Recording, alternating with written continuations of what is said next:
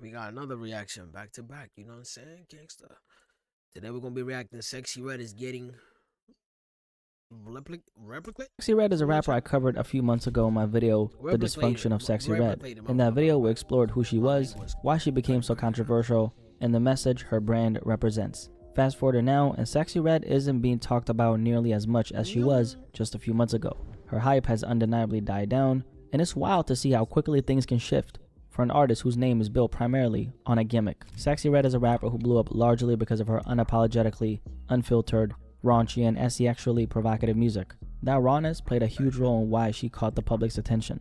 But as her influence begins to wane, there's something bigger at play. Sexyy Red's brand has sparked a trend, one where the industry seems to be replicating her persona and turning it into a caricature of the black woman in hip-hop. Some of the controversy Sexyy Red has been involved in, which we've discussed, like her pulling up to a school where she was banned because she allegedly smelled like weed, and beefing with a teacher by like publicly Sexy Red throwing out show after being denied high school gig. That's what I mean, gig for smelling like weed.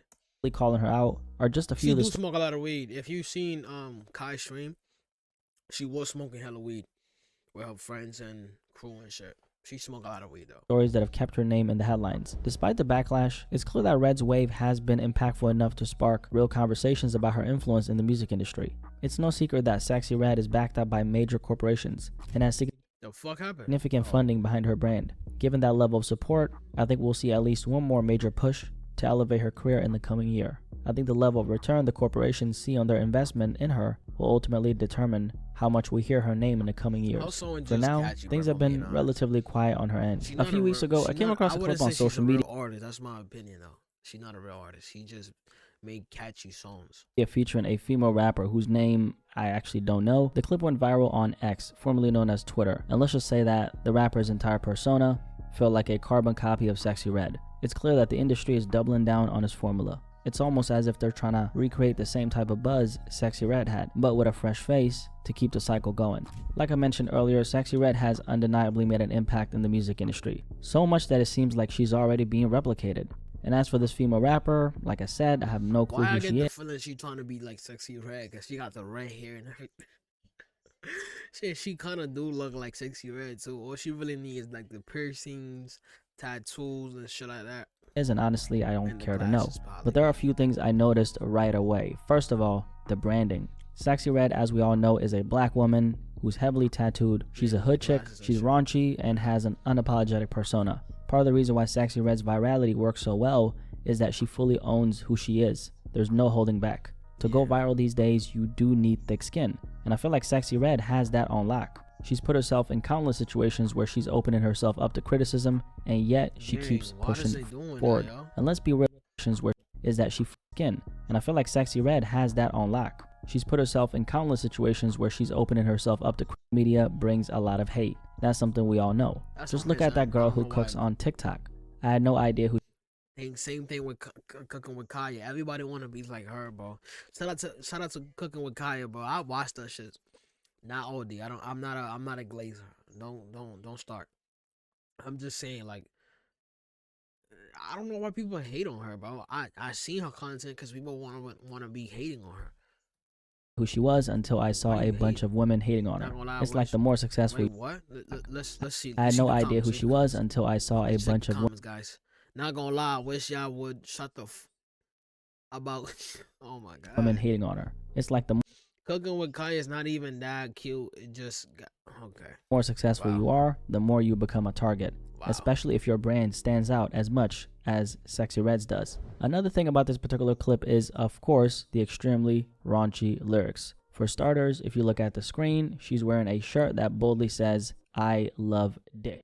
As for the lyrics, let's just say that they're very explicit and I'm not even going to repeat them by myself. Instead, I'll let the clip speak for itself.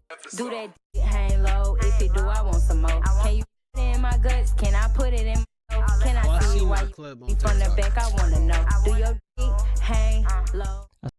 I will not even listen to that shit. I will click a dislike on that shit, bro. I wish TikTok could add that shit, like a dislike on TikTok, where you could just dislike a TikTok if you don't like it, so it don't come up no more. Like it won't recommend it. Like I hate that shit. Aside from the extremely vulgar lyrics, if you'd have noticed, Like the who? song Like, structure what is niggas actually gonna listen to based this on shit? nursery Whoever nigga will listen to this bullshit, you got issues, bro.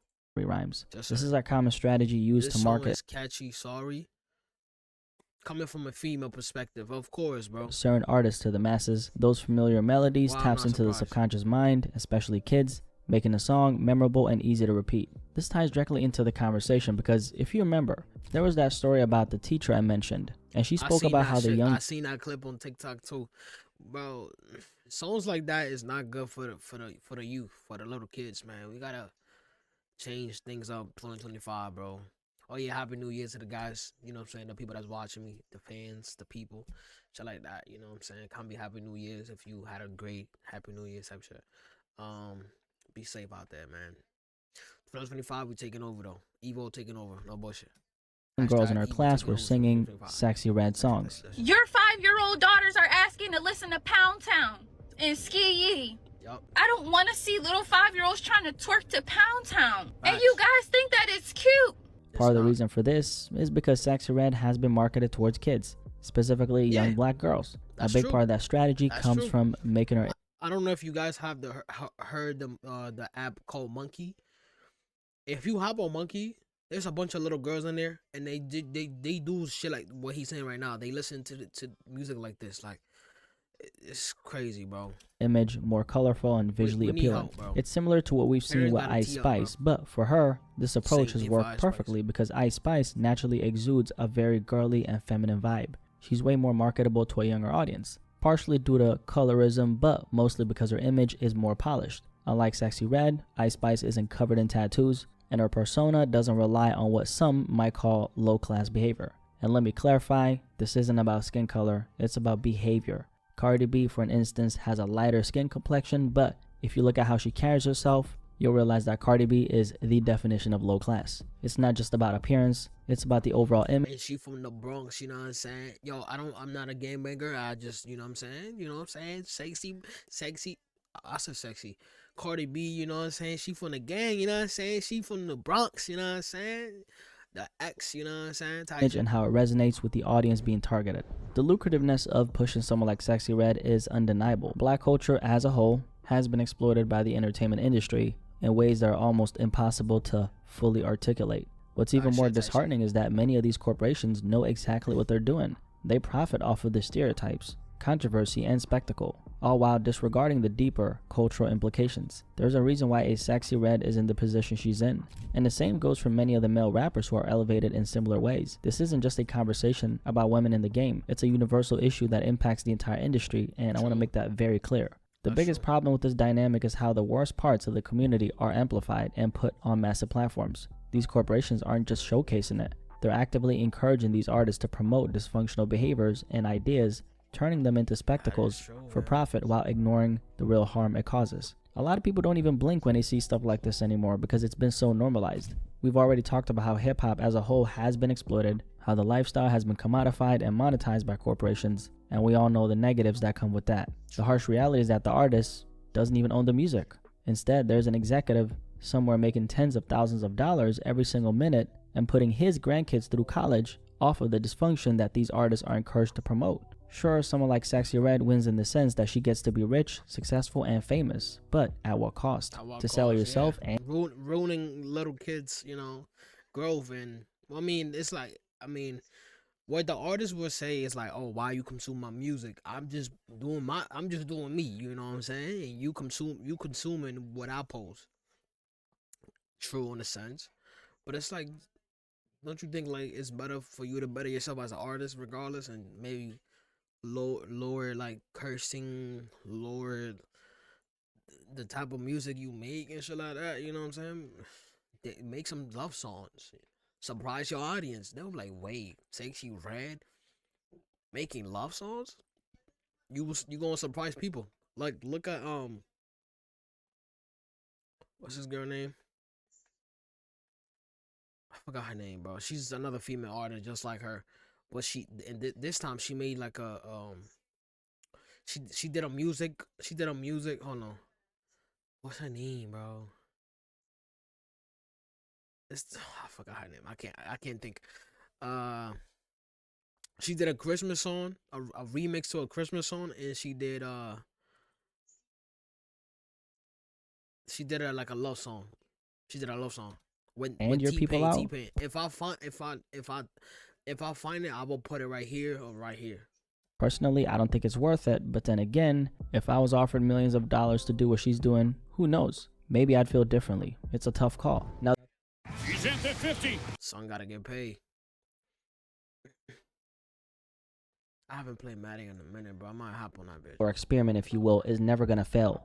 Because at its core, part of the reason why artists with this archetype, especially in the black community, find so much success is because people of all races are drawn to what they perceive as cool. And to a lot of different demographics, Sexyy Red represents that cool factor, especially for non-black individuals who idolize black entertainers. Sexyy Red suddenly becomes a lens into what they think it's like to be a part of black culture. It's the closest they can get to without actually being a part of it. And that allure fuels her appeal across different audiences. Now, aside from that particular group we were just talking about, someone like Sexyy Red also resonates with a lot of young girls who look up to her and aspire to be like her. With the right amount of marketing and hype, it's easy to tap into that targeted audience. And if there's one thing these corporations have, it's the resources to push names like Sexyy Red into the mainstream spotlight. However, there will come a time, and it might be sooner than you think, when they stop pushing her. Why? Well, let's just say that once the return on their investment isn't there, she will no longer be a priority. It's a cycle that happens to every artist, regardless of the motives behind their rise to fame. Like a lot of us know. Look at Tyler. Like, I just wish people would look at Tyler. Like, Tyler. Like, Tyler's fire. She makes some good love songs, man. Y'all really gotta hear him out. Like, yeah, she's good, bro. She's beautiful. Tyler, you know what I'm saying? Like, I know I look a little rough right now, but No, most artists stay on top for just 2 to 3 years. And unfortunately, between that 3rd and 4th year is often when they get shelved. It's a harsh reality, but that's usually when many artists realize that they're not as special as they thought. This is why I always say it's very risky to lean on a gimmick. It's fickle and unsustainable. The smartest move any artist can make is to build a genuine connection with their audience. At the end of the day, that's what makes you unique. It's also what helps you stick with your tribe and maintain longevity. And the fact that we're seeing Sexyy Red being replicated tells me one thing: the industry is working overtime in the factory. They're desperately trying to find artists, particularly women, who fit this exact mold they can pour money into and push to the mainstream. The silver lining is that people are more aware. Let's see. Sexyy Red got a top 15 on the Billboard with Apple Music stream only. Something is definitely wrong.